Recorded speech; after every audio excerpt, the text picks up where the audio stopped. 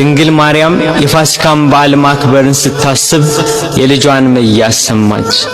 ልጇ መከራ ወደሚቀበልበት አይሁድ ግፍ ወደሚፈጽሙበት ወደ ኢየሩሳሌም እንዲወስዷት ከሐዋርያት አንዱን ፈለገች።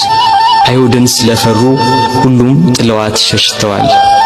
ከጴጥሮስ ጋር ለመሄድ ጴጥሮስን ፈለገች።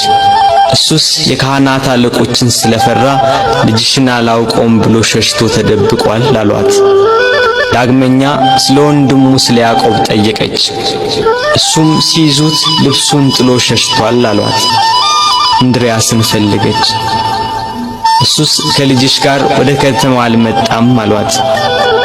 ቶማስም እንዲሁ ሸሽቷል። በርተለሜዎስን ጠየቀች። ከሁሉ አስቀድሞ ሸሽቷል አሏት። ፊልጶስን ጠየቀች።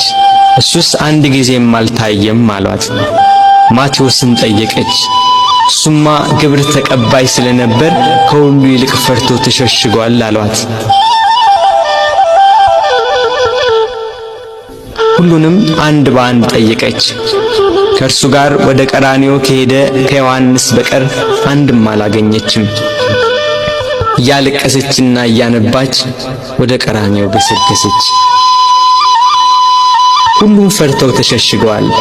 አንድስ እንኳን አብሮት የሚሆነው መከራውን የሚጋራው ባለመኖሩ እኒያ ጸሐፍትና የካህናት አለቆች ይግባኝ ብሎ የሚጠይቃቸው፣ ተው ብሎ የሚከለክላቸው፣ በቃችሁ ብሎ የሚያግዳቸው ባለመኖሩ በመድኃኔ ዓለም ላይ መከራና ስቃይ ያበዙበት።